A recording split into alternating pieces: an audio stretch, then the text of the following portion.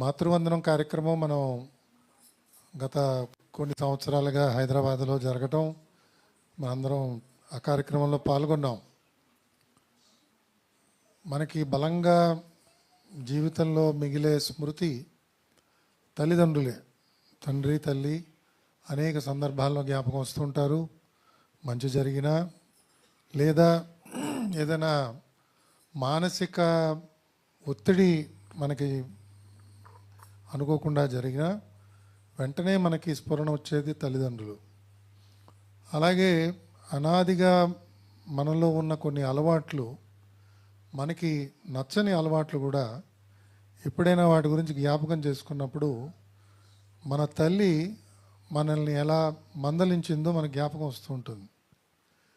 నేను అనేక సంవత్సరాలు సంధ్యావందనం చేసుకుంటున్నప్పుడు నా భుజం మీద కండువా వేసుకునేవాడిని కాదు. మా అమ్మగారు ఎన్ని మాటలో చెప్పింది.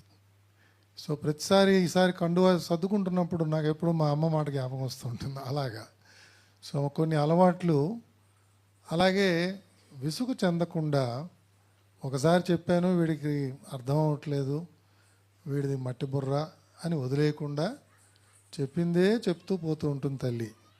ఇలాంటి కొన్ని లక్షణాలు మన జ్ఞాపకం రావటం సహజం.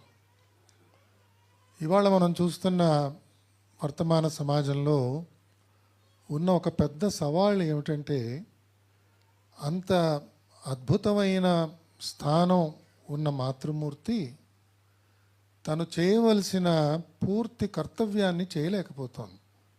అనేక ఒత్తిడుల వల్ల మనసులో ఉంటుంది చేయాలని, చేస్తే బాగుంటుంది అని తన గతాన్ని జ్ఞాపకం చేసినప్పుడు తెలుస్తుంది. కానీ ఉన్న పోటీతత్వం వల్ల కానివ్వండి, తనకున్న ఉద్యోగ భారం వల్ల కానివ్వండి, తనకి కూడా గుర్తింపు రావాలి అని చేసే ప్రయత్నం వల్ల కానివ్వండి, ఈ పాత్ర నిర్వహించలేకపోతుంది ఇవాళ సమాజంలో. దాని యొక్క ఫలితం మనం చూస్తున్నాం.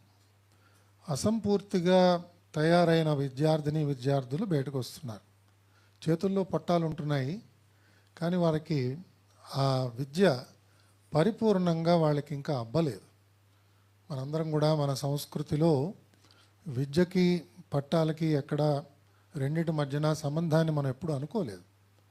మన పూర్వీకులందరూ కూడా నేను ఎంఏ చదివానండి, ఎంఫిల్ చదివానండి అని ఎప్పుడు చెప్పలా. మనం ఎప్పుడు కూడా నన్నయ్య గారిని అడగలేదు, ఏమండి మీరు ఎక్కడైనా వెళ్ళి చదివారా, ఏం చదివారు అని ఎప్పుడు అడగలేదు. అది మన సంస్కృతి. కాబట్టి చదువుకి ఈ విధంగా ఈ విద్య ఏదైతే జీవితానికి అవసరమో ఈ రెండిటికి కొంచెం తేడా మనం ఎప్పుడు గమనిస్తూ వచ్చాం. కాబట్టి ఇవాళ సమాజంలో మనకి ఎలాంటి ప్రవర్తన కనిపించినా కూడా మనం హర్షించదగ్గ ప్రవర్తన కానప్పుడు మనందరికీ వెంటనే అనిపించేది వారి పెంపకంలో ఏదో లోపం ఉండుంటుంది అనుకుంటాం. మనందరం కూడా ఇంకొకసారి జ్ఞాపకం చేసుకుంటే మన ఇళ్లలో పెంపకం కూడా తండ్రి కంటే తల్లికే ఎక్కువ పాత్ర ఉండేది. తండ్రి వనరులు సమకూరుస్తాడు, కానీ తల్లి దాన్ని వినియోగిస్తుంది. సకాలంలో దాని యొక్క ఫలితాలు రావడానికి ప్రణాళిక తయారు చేసుకుంటుంది. చదువులు లేకపోయినా ఉదాహరణకు మా తల్లిగారు బహుశా 4వ తరగతి 5వ తరగతి చదివి ఉంటుంది, కానీ సూక్ష్మంగా విషయాలను అర్థం చేసుకోగలిగి ఏ విషయాల మీద ఎప్పుడు తన ప్రమేయం ఉంటే బాగుంటుంది అని చెప్తూ పిల్లల్ని పెంచే విధంలో తన పాత్రని చాలా గొప్పగా నిర్వర్తిస్తుంది. అలాంటి పెంపకం ఇవాళ లోపించింది కదా అని మన సమాజంలో చూస్తుంటాం. ఎవరైనా ఒక ఉన్నత స్థానంలో ఉన్న వ్యక్తి అనకూడని మాట సమాజంలో అన్నా, లేదా మన సామాన్యంగా చూస్తున్నది ఈ మధ్యకాలంలో రాజకీయ నాయకులు సాగిస్తున్న వారి సంభాషణ తీరు ఏమాత్రం కూడా ఈ జాతి గౌరవించే తగ్గగా లేదు. ఉన్నత స్థానంలో ఉన్నవాళ్ళు అలాగే ఉన్నారు, వారి పార్టీల్లో ఉన్న సభ్యులు కూడా అలాగే ఉంటున్నారు. వాళ్ళ భాష విధానం, వారు వాడే భాష, దాని యొక్క ప్రభావం సమాజం మీద ఎంత బలంగా ఉంటుంది అని వాళ్ళు ఊహించుకోలేకపోతున్నారు. అలాగే ఇంకొక రంగం మనకి ఇవాళ సమాజంలో అనేక ప్రమాదాలని తీసుకొస్తున్న రంగం సినిమా రంగం. సినిమా రంగం గురించి పూర్తిగా నేను చెప్పడం భావ్యం కాదు, కానీ సినిమా రంగంలో కూడా అలాగే తయారైంది. వీళ్ళు ఎంత త్వరగా యువతని ప్రభావితం చేయాలి, మనని అనుకరించే విధానం ఏది బాగుంది అని కొత్త కొత్త పోకడలన్నీ తీసుకొచ్చి యువతని తప్పుదారి పట్టిస్తున్నారు. దాంతో ఇవాళ సమాజంలో జరుగుతున్నంత అలజడి ఇంతకుముందు ఎప్పుడు కూడా లేదు. ఇవాళ ఎవరిని కూడా మనం నియంత్రించే పరిస్థితిలో లేవు. కొన్ని ప్రాంతాల్లో పోలీసులనే తిరగబడి కొడుతున్నారు, వాళ్ళు పారిపోతున్నారు. మనం ఇవన్నీ చూస్తున్నాం. ఇది ఏ స్థాయికి చేరుతుందా అని నాలాంటి వాళ్ళకి కొన్నిసార్లు చాలా భయం కూడా కలుగుతుంది. ఎవరి మాట వినే పరిస్థితిలో లేరు, ఎవరు చట్ట ప్రకారంగా ఉండడానికి సిద్ధంగా లేరు.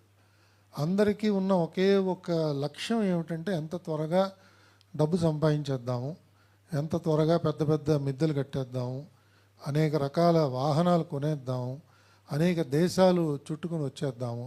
ఇవే లక్ష్యాలు. కానీ మన వాంగ్మయం చదువుదామనో, లేదా మన క్షేత్రాలు తిరుగుదామనో, మన పూర్వీకుల్ని స్మరించుకుందామనో, లేదా వాళ్ళు సాధించిన విషయాల గురించి తెలుసుకుని తర్వాతి తరం వాళ్ళకి నేర్పిద్దామనో, ఇలాంటి లక్ష్యాలు మనకి కనిపించట్లేదు.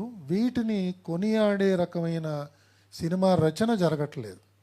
ఎంతసేపు మనం ఏదో బాపు గారిని విశ్వనాథ్ గారిని మాట్లాడుకుని వాళ్ళ గురించే పొగుడుకుని, ఏదో విశ్వనాథ్ గారి కథామృతం ఏదో తీసాడు మనవాడు పార్థసారథి, అది చూసుకొని సంతోషపడిపోయి మనం ఊరుకుంటాం అంతే.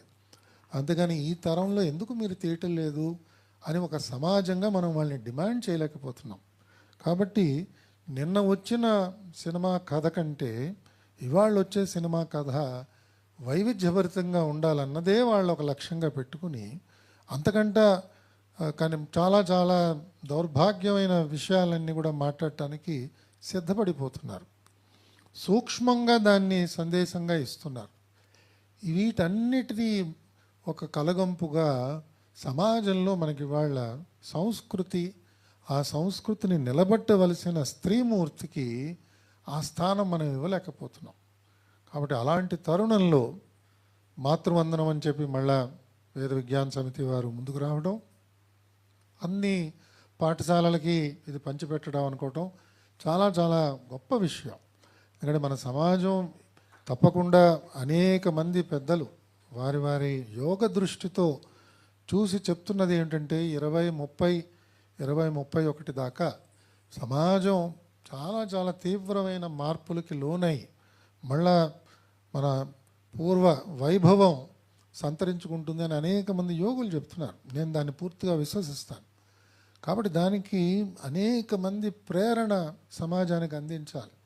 ఆ దృష్టితో చూసినప్పుడు తప్పకుండా వేద విజ్ఞాన సమితి వారు చేస్తున్న ఈ కృషి తప్పకుండా అనేక వందల కుటుంబాలలో, వేల కుటుంబాలలో ఒక నూతనమైన ఉత్సాహాన్ని తీసుకొచ్చి, మాతృవందనం అంటే అది జీవితాంతం ఉండవలసిన భక్తిభావం. అంతేగాని మనం చాలాసార్లు వింటూ ఉంటాం, అనంతలక్ష్మి గారు వీళ్ళందరూ చెప్తూ ఉంటారు మనకి, మదర్స్ డే అంటే మన దేశంలో ఒకరోజు చేసుకునేది కాదని ఆవిడ చాలా చాలా చక్కగా చెప్పారు. కాబట్టి మనం రోజు జ్ఞాపకం చేసుకుంటాం. రోజు పొద్దున్న నిద్ర నుంచి లేవగానే మనం ముందు మన తల్లిదండ్రులకి దండం పెట్టుకుంటాం, తర్వాత మన భూదేవికి దండం పెట్టుకుంటాం. అలా మనకు ఒక పద్ధతి ఉన్నది. ఆ పద్ధతి ప్రకారంగా మనని పెంచారు, మన గురువులు మనకి నేర్పించారు. దానివల్ల చాలా సుస్థిరత మనస్సుకు లభిస్తుంది. తద్వారా దేన్ని మనం సాధించాలి అనే లక్ష్యాలని ఏర్పాటు చేసుకున్నప్పుడు మన మనస్సులో ద్వంద్వ వైఖరి రాకుండా ప్రయాణం జాగ్రత్తగా సాగే అవకాశం ఉందని మన పెద్దలు, గురువులు వీరందరూ చెప్తున్నారు.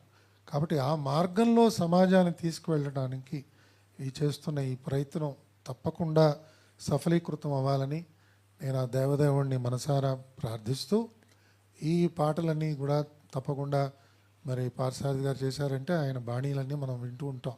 చాలా చక్కగా చేస్తారు, శాస్త్రీయత తొణికిసలాడుతూ ఉంటుంది వారు చేసింది. కాబట్టి తప్పకుండా ఇది జనబాహుల్యంలోకి బాగా వెళ్ళి అందరి ఆదరణ సంపాదించి అందరూ కూడా దీని ద్వారా ప్రేరణ పొంది మన పూర్వ వైభవానికి అందరూ ఆ దిశగా అడుగులు వేస్తారని నేను కూడా ఆశిస్తూ, నాకు ఈ అవకాశం ఇచ్చిన మీ అందరికీ మరొకసారి నా కృతజ్ఞతల్ని ఆవిష్కరించుకుంటూ మీ దగ్గర సెలవు తీసుకుంటున్నాను. స్వస్తి. ధన్యవాదాలు సార్. ఒక్క నిమిషం సార్. ఇప్పుడు ఒక ముఖ్య అతిథిగా కాకుండా ఒక తల్లికి బిడ్డలాగా మిమ్మల్ని ఒక క్వశ్చన్ అడుగుతాను. అయ్యో చెప్పండి. మీ అమ్మగారు మిమ్మల్ని ఎప్పుడైనా బాగా కోపడింది కానీ కొట్టింది కానీ ఉందా సార్ అయ్యో, చిన్నప్పుడు? చాలా సార్లు అయినాయమ్మా. ఏదైనా ఒక సంఘటన. ప్రతి 3 నెలలకి ఓ డోసు పడుతుండేది. అందులో అనుమానం లేదు. అంటే తల్లి కొట్టకుండా పిల్లలు పెద్దవాళ్ళు అవుతారు నేను అనుకోనమ్మా. ఇవాళ పెద్దవాళ్ళు పిల్లల్ని కొట్టట్లేదు, అందుకు పిల్లలు పాడైపోతున్నారు. Spare the rod spoil the child అని ఇవాళ పిల్లల్ని ఎక్కడ మనం కొట్టడం చూడట్లేదు, మందలించరు కూడా. ఇక్కడ సరే పిల్లల పాపం గొడవ చేస్తుంది, కానీ మనం చాలా సందర్భాల్లో చూస్తుంటాం పిల్లలు ఏమాత్రం కంట్రోల్ లేకుండా ఆ వాతావరణాన్ని అంతా కూడా ఒక డిఫరెంట్ థీమ్లోకి తీసుకెళ్ళిపోతారు. అయినా తల్లిదండ్రులు ఏమనరు. ఆ గొడవ చేస్తున్నప్పుడు వాడు ఆ సెల్ ఫోన్ పడేస్తాడు, వాడు ఎంత అక్కడ వాడు తాండవం చేసినా కూడా తండ్రికి కోపం రాదు, తల్లికి కోపం రాదు. చాలా గొప్పవాళ్ళు. ఏదైనా ఒక స్పెసిఫిక్ సంఘటన గుర్తుందా సార్ మీకు ఏదైనా చిన్నప్పుడుది? చిన్నప్పుడు అంటే ఒకసారి మా మిత్రులందరితో కలిసి మేము విశాఖపట్నంలో సముద్ర తీరం పక్కనే ఉండేవాళ్ళం అమ్మా, యూనివర్సిటీ క్వార్టర్స్లో ఉండేవాళ్ళం. నాకు చాలా గొప్పగా స్విమ్మింగ్ వచ్చని నేను చాలా నమ్మకంతో సముద్రంలోకి వెళ్ళిపోయినప్పుడు మునిగిపోయాను. Almost drown అయిపోయేవాడిని. సరే ఎవరో చూసి జాగ్రత్తగా బయటకు లాగారు. ఆ రోజు మా అమ్మగారు నిజంగానే శివతాండవం చేశారు, ఎందుకు ఇలాంటి వెధ పనులు చేస్తామని. అది నాకు బాగా జ్ఞాపకం. Thank you sir. మీ జ్ఞాపకం